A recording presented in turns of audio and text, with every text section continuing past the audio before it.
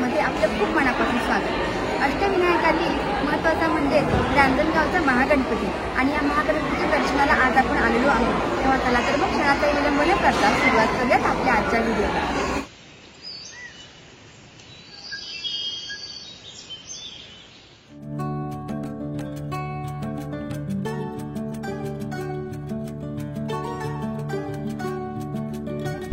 अशा वातावरणामध्ये फिरण्याची जी मजा असते ती काही औरच असते आणि त्यामुळे आज आपण निघालेलो आहोत रांजणगावच्या गणपतीला। रांजणगाव गणपती जे आहे ते पुण्यापासून अवघ्या 51 किलोमीटरवर आहे आणि अगदी रहदारीच्या रस्त्याला हे ठिकाण असल्यामुळे आपण आपल्या कुठल्याही वाहनाने इथपर्यंत जाऊ शकतो किंवा जर तुम्हाला रेल्वेने जायचं असेल तर जवळचं जे रेल्वे स्टेशन आहे ते आहे उरुळी रेल्वे स्टेशन। तिथून 16 किलोमीटरवर रांजणगावचा गणपती आहे किंवा जर तुम्हाला विमानतळ जवळ पडत असेल तर विमानतळावर उतरून म्हणजे पुण्याचं जे विमानतळ आहे तिथून आपण बस किंवा ऑटोने किंवा आपल्या टॅक्सीने इथपर्यंत येऊ शकतो। त्यामुळे कुठल्याही साधनाने आपण ह्या गणपतीपर्यंत येऊ शकतो आणि डिस्टन्स जे आहे जे पुणे ते रांजणगावच्या गणपतीचं जे अंतर आहे ते कमी असल्यामुळे अगदी एक दिवसीय सुंदर सहल जी आहे ते आपण इथे करू शकतो। तर आता इथे आपण रांजणगाव महागणपतीच्या प्रवेशद्वाराचे इथे आहोत। हे जे प्रवेशद्वार आहे ते गणपतीच्या नावाप्रमाणेच प्रचंड असं मोठं आहे।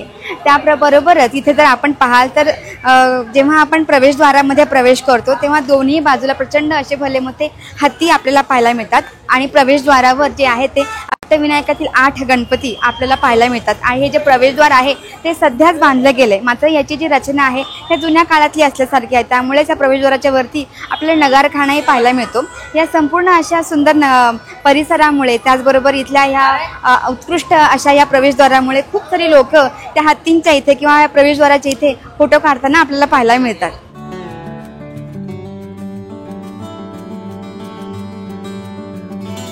हे चप्पलचे स्टँड आहे, तो अशा प्रकारे इथे चप्पल ठेवून आपण गणपतीच्या दर्शनासाठी आत जाऊ शकतो। दुसरी गोष्ट त्याच्या समोरच आपल्याला इथे रांजणगाव गणपतीच्या समोर आठवडे बाजार जो आहे तो इथे पाहायला मिळतो।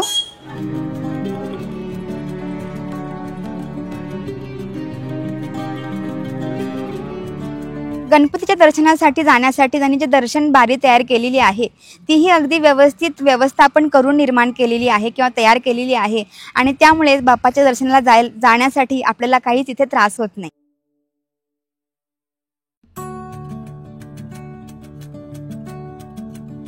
दर्शनाच्या रांगेच्या लाईन मध्ये आता आपण उभे आहोत। भरपूर सारी गर्दी आहे, असं माहित नाही की आपलं दर्शन कधी होईल ते उत्तरच चला आता बाप्पाचं दर्शन करूयात।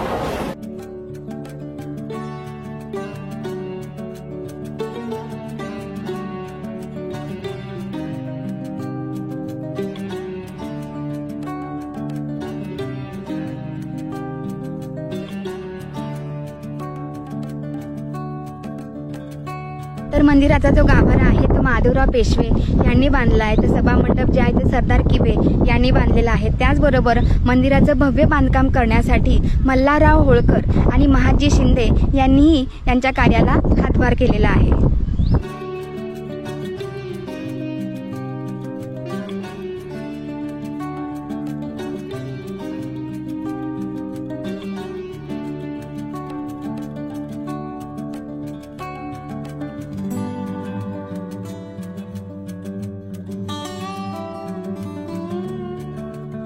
रांजणगाव गणपतीच्या गाभाऱ्यामध्ये आपल्याला प्रवेश करण्याच्या आधी सभामंडपामध्येच आपल्याला डावीकडे आणि उजवीकडे दोन्हीकडे सोनेपट आणि चांदीपटही पाहायला मिळतो।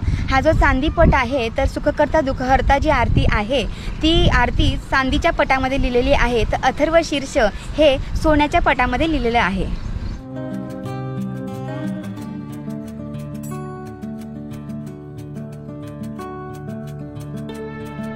जेव्हा आपण गाभाऱ्यामध्ये प्रवेश करतो तेव्हा प्रवेशाच्या पुढेच आपल्याला जय विजय यांच्या चांदीतल्या प्रतिमा ज्या आहेत ते इथे पाहायला मिळतात।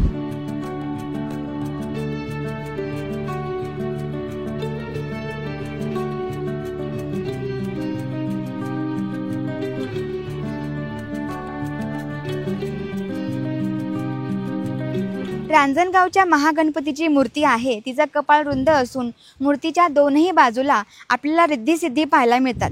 तर या गणपतीला आणखीन एक नाव आहे आणि ते नाव म्हणजेच महोत्कट। तर असं म्हणतात की जी महोत्कटाची जी मूर्ती आहे ती या मंदिराच्या तळघरात असून तिला 10 तोंड आणि 20 हात आहेत. असं म्हणतात की ही जी मूर्ती आहे ती तळघरात ठेवलेली आहे कारण की तिची ऊर्जा तशीच कायम राहावी यासाठी.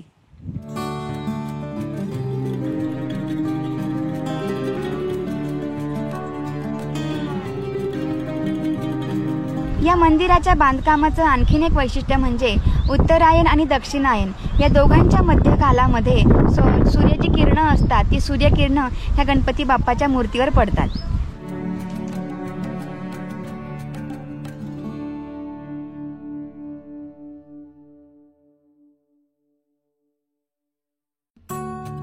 तर या महागणपतीची एक कथा आहे ती अशी की पूर्वीच्या काळामध्ये गृच्छमद नावाचे ऋषी होते आणि ते प्रचंड मोठे गणेशाचे भक्त होते. तर एकदा त्यांच्या शिंकेमधून एक लाल रंगाचा पुत्र निर्माण झाला. तो दिवसेंदिवस मोठा होत गेला आणि त्याचाही भगवान शंकरावर आणि गणेशावर अत्यंत अशी अपार श्रद्धा होती. एकदा भगवान शंकराच्या सांगण्यानुसार त्यांनी गणेशाची खूप साधना केली आणि गणेशालाही गणेशाकडनंही वर मागितला. तर गणेशाने त्या गृच्छमद ऋषींचे जे पुत्र होते त्यांच्यावर प्रसन्न होऊन त्यांना सोने, रुपे आणि चांदी यांची 3 फिरती जी नगरं होती ती वरदान म्हणून दिली आणि त्यांना हेही सांगितलं की जर ही 3 नगरं जी आहेत ती जेव्हा एका लाईनमध्ये येतील तेव्हा त्याचा वध होईल आणि यामुळे त्या राक्षसाला त्रिपुरासूर हे नाव पडलं.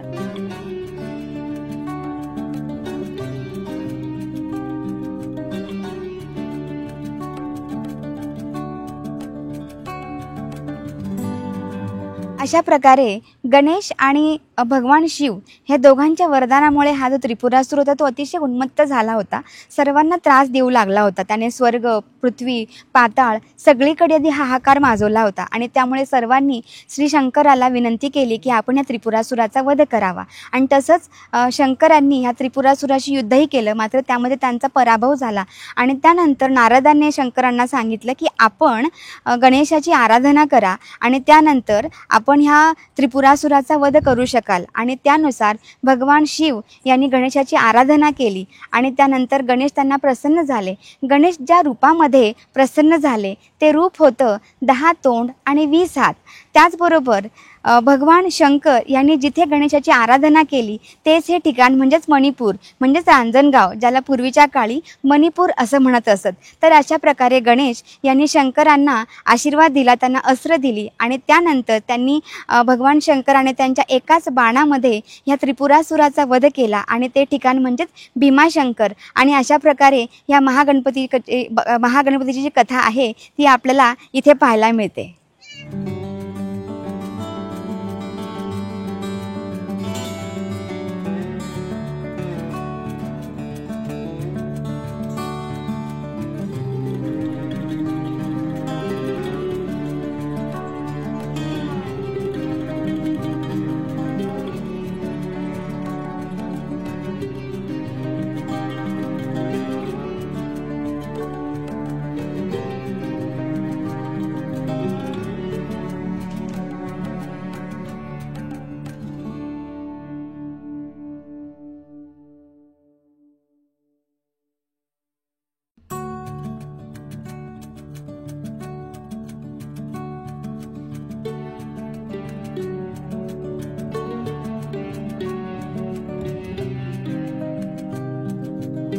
तर या कथेमधून आपण हे शिकतो की कुठल्याही कार्याच्या सुरुवातीला जर आपण गणेशाचं वंदन केलं तर आपलं कार्य जे होतं ते नेहमी सिद्धीच जातं. आणि त्यामुळेच या ठिकाणी आपण जेव्हा बघाल तेव्हा कुठल्याही नवीन कार्याला सुरुवात करण्याच्या आधी किंवा लग्न समारंभ असेल किंवा कोणी नवीन गाडी घेतली असेल तर ती गाडी किंवा तो कार्यक्रम सुरू करण्याच्या आधी लोक नेहमी इथे येतात आणि बाप्पाचं दर्शन घेऊनच कार्याला सुरुवात करतात.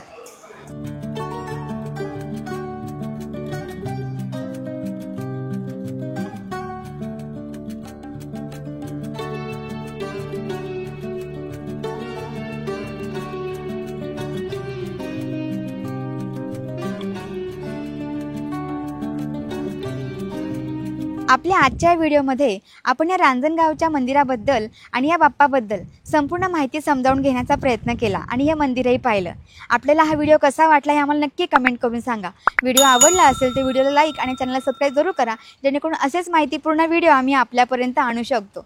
तोपर्यंत आपण दिलेल्या वेळेसाठी धन्यवाद आणि पुन्हा भेटूयाच अशाच एका वेगळ्या व्हिडिओमध्ये. तोपर्यंत धन्यवाद.